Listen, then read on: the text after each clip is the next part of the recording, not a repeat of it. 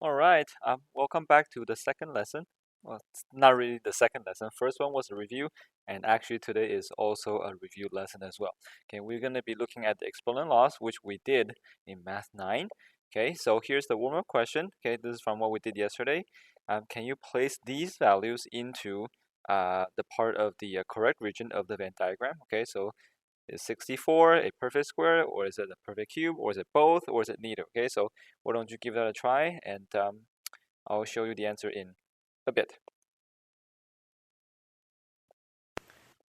Okay, hopefully this is what you got. The only one I really want to actually talk about is the 64 and negative 64. Uh, Notice how 64 is both perfect squared and a perfect cube. Okay, 64 is 8 squared, or 64 is 4 cubed. However, negative 64 is not a perfect square. Okay, this is a perfect cube. This is negative 4 cubed. Okay, but negative 64 is not negative 8 squared. Okay, so be careful because the negative sign here, that is the difference between a perfect square and a perfect cube. Okay, so be really, really careful because we know negative number squared will end up to be a positive value, but we can cube negative value and then you will still end up to be a negative value. Okay, so be really careful about those two. Okay, this chart below is also a review. I'll go over the first one. Okay, so 5 to the power 4, this whole thing is a power. The exponent is this little number right here. That's the exponent. Okay, that's a 4. The base is whatever we are trying to multiply. Okay, so that's 5 in this case. If you write that as a repeated multiplication, that is 5 times 5 times 5 times 5, right? You're multiplying 5 4 times. That's exactly what that means. And standard form just means to evaluate. So you just go, 5 times 5 is 25, 25 times 5 is 125, and 125 times 5 is 625. Okay, so again, pause the video, finish the rest of the chart, and I will show you the answer in just 1 second.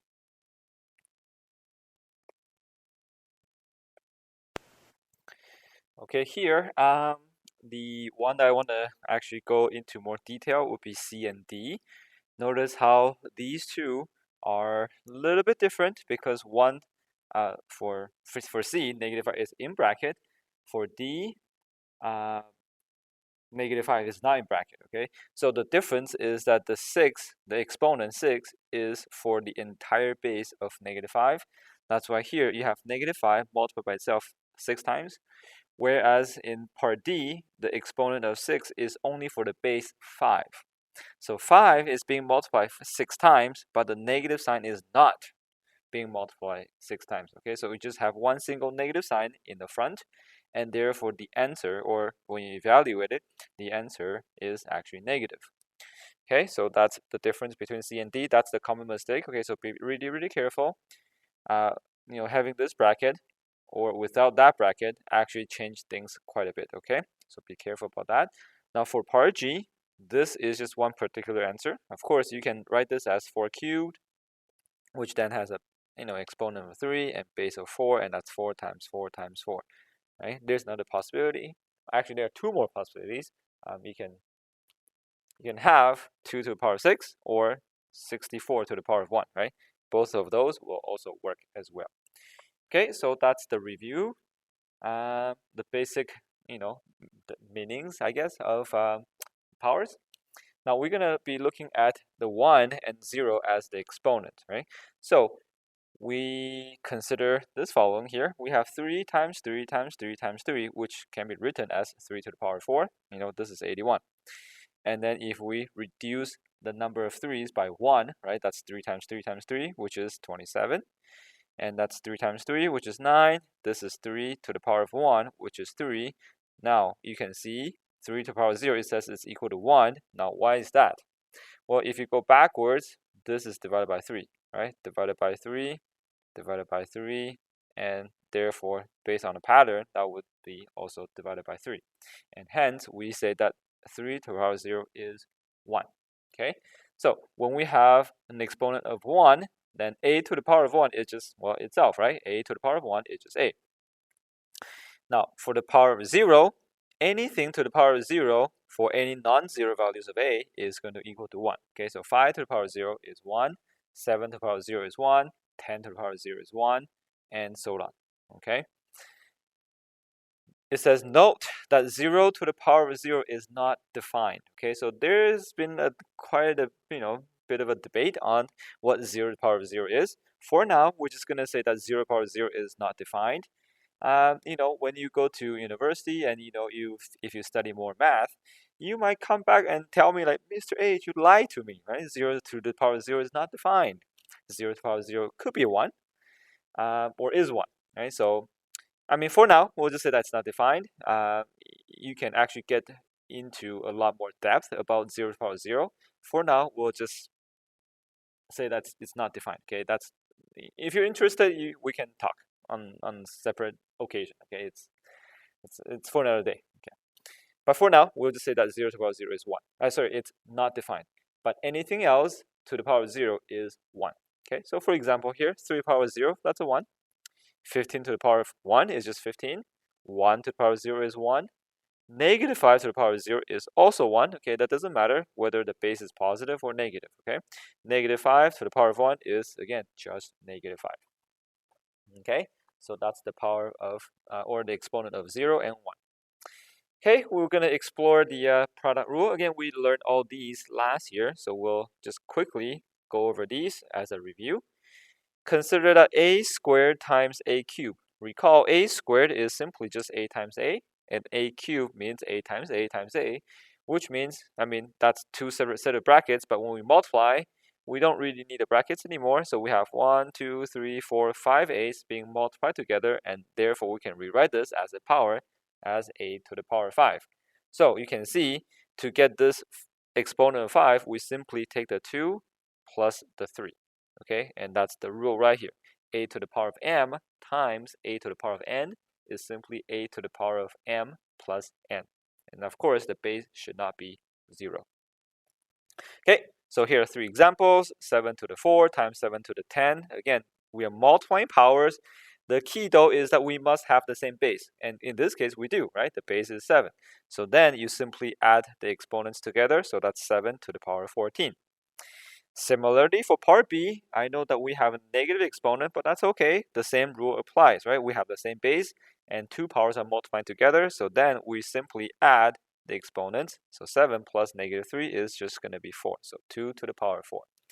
And the same rule can be applied even if the base is a fraction, right? So we have 5 over 4 to the power of 8 times 5 over 4 to the power of 3. You simply add the exponents together. That's 5 over 4 to the power of 11. Okay, so that's the product rule. When you multiply powers with the same base, you add exponents. So you might have guessed it. If you want to divide powers with the same base, well, then in that case, we subtract exponents, okay? So you can look at this example here. A to the power of 6 is a times a times a times a times a times a. And a cubed is, well, a times a times a. So you can see we can cross these out, and cross those out, right? We can reduce it because they're both the same technically values. So then you can reduce that. Then this just becomes a times a times a, which is a cubed. And again, this 3 came from 6 minus 3. Okay, so when we divide powers with the same base, you simply subtract the exponent. So in this case, that's just going to be, again, division of powers with the same base. So 4 to the power of a minus 2, which is going to be 4 to the 6. Similarly, with this one here, we are subtracting exponents here. Usually, we do not leave your exponent as, you know what? Okay, that's fine. We will leave our exponent as negative for now, but technically speaking, we don't usually leave them as negative, okay? But for now, we are okay. We are going to subtract the exponents, so it's going to be 3 minus 5, so that's just going to be negative 7 to the power of negative 2. Okay, we will deal with negative exponents some other day. For now, we just leave it like that, okay, for now. Part C, similarly, we are dividing powers with the same base, and the base in this case is 3 out of 5. Recall, if there is no exponent written here, it's a 1, right? So it's 4 minus 1, which is a 3. Okay, hopefully that's not too bad for you. Okay, that's the quotient rule. Okay, now we have a power rule. We could sometimes have a power and a power back to back, so we call this the power of a power. And when we have that, what we do is we multiply the exponents. Okay, so again, consider the following here. We have a squared cubed. Now recall, a squared is just a times a, right? And cube means you're multiplying a squared by itself 3 times. So we have a times a in bracket, that's 1. Again, another a times a, and another a times a. So we're doing a times a 3 times. That's why it's a squared cubed. Now, of course, this is just multiplication, so we just need to count how many a's we have in total, and there are 6 a's, and therefore that's a to the power of 6. And again, this number 6 came from 2 times 3, or I guess 2 plus 2 plus 2. Okay, so here we have a to the power of 5 times 4. Again, you can see you have powers or exponents back to back. That's a power of a power. You multiply exponents, so 5 times 4 is 20. Okay, similarly here, we have exponent and exponent back to back. That's a power of a power. The base is -2, and you're going to multiply the exponent. So you have -2 to the power of -14. And again, let me say this one more time. We do end up with negative exponent right now. That's okay. We are not gonna, we usually don't leave it as a negative exponent, but we will leave that till next time, okay, or some other time. We'll learn how to deal with negative exponents. So same thing for fractions. The base is 5 to 4. We have power of a power, so you simply multiply the -8 with -3, and you get 24. Okay, so that's the power rule. Okay, one more rule, or actually a couple more rules we need to talk about. We can have a power of a product. Okay, so a product means you have two things multiplied together. Okay, we have A times B, so that's a product. Now a power of a product, so we have an exponent here, so that's a power of the product A of B. You can actually split A and B, and, well, actually, okay, I shouldn't really say split.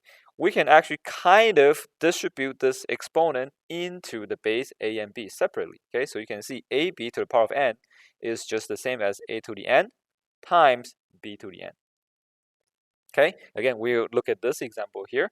Consider 5x to the power of 3. So recall 5x to the power of 3 simply means 5x times 5x times 5x. We can, because it's multiplication, the order in which we multiply actually doesn't matter. Okay, so we are going to rearrange it. We're going to put all the 5's together, so 5 times 5 times 5, and then we have the x times x times x. Now we know 5 cubed is simply, well, 5 times 5 times 5 is 5 cubed, and x times x times x is x cubed. So you can see you have this exponent of 3, and that is going to be the exponent for the 5, and that is going to be the exponent for x. Okay, so you could actually multiply the exponents, because remember, this exponent is 1 here, and that is also has an exponent of 1. So you can actually just multiply the exponents. Okay, so based on that logic, we have 7y squared. Recall, the exponent for 7 is 1. The exponent for y is also 1. So we're going to end up with 7 to the power of 1 times 2 times y to the power of 1 times 2. So that's just going to be 7 squared and then y squared.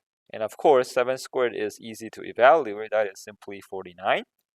And we still end up with the y squared there. Okay.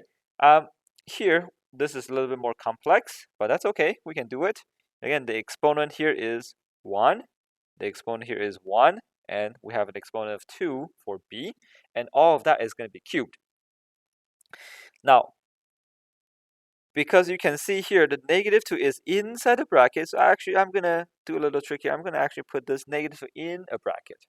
Okay, because all of that -2 is inside this bracket. So we can actually put, that -2 inside a bracket, and we consider that as one single number. And that will be to the power of 1. So we end up with -2 to the power of 1 times 3.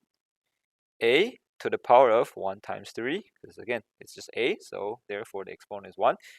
And then we still have b to the power of 2 times 3, okay, because we already had the exponent of 2. So that makes that power of a power, so we got to multiply the exponents. So this is going to be -2 cubed, a cubed, and b to the 6. -2 cubed is going to be -8, and therefore your final answer is -8, a cubed, and 8. b to the power of 6. Okay, so this part C, it's not that bad. I mean, now we have 3 variables, but it's all the same thing, okay? You simply multiply the exponent with every single variable or the coefficient with the power here. So recall, this is 3 to the power of 1.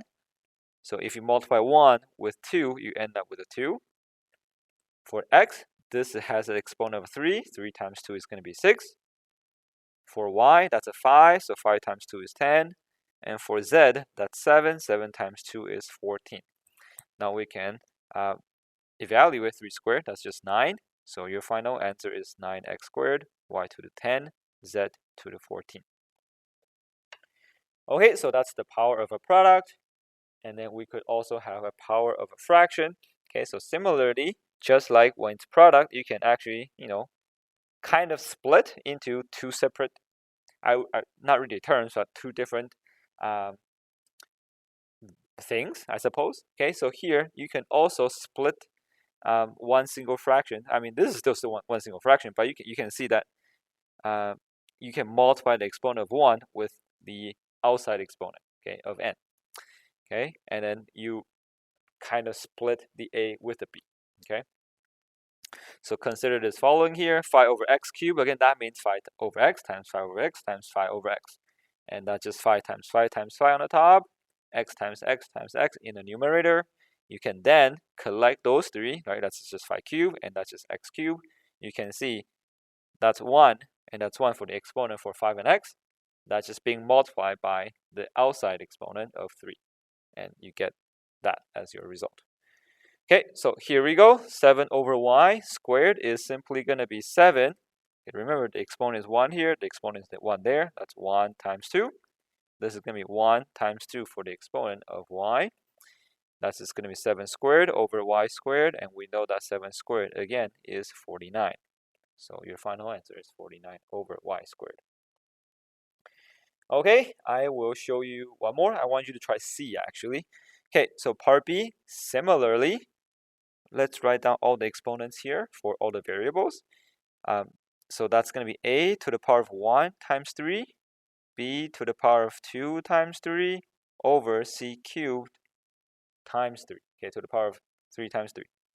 Now you just need to calculate this. 1 times 3 is 3, 2 times 3 is 6, and 3, oh, what is that? And then you have c to the power of 3 times 3, which is 9. Okay, I want you to try part C. Okay, notice how we have a squared and a there. Maybe you want to simplify that first, okay? So I'll give you a couple minutes, okay? Pause the video and I'll show you the answer. Okay, so what I would do first is I would actually simplify what's inside. This is a squared divided by a. That's a division, therefore we subtract exponent, right? So that's a 2. That has exponent of 1, so 2 minus 1 is a 1, so we end up with just one single a. I'm actually going to write a to the power of 1. We have b cubed there, that doesn't change. We still have c squared there, that doesn't change. And all of that is going to raise to the power of 4, and that's not going to change. But now we have a power of a power situation as a quotient, right? So that's just going to be a to the power of 1 times 4, b to the power of 3 times 4, all over c to the power of 2 times 4. And now you just need to multiply exponents. 1 times 4 is 4, 3 times 4 is 12, 2 times 4 is 8. That is your final answer. Okay, there's part D. That's the last one. Again, I want you to try it. Okay.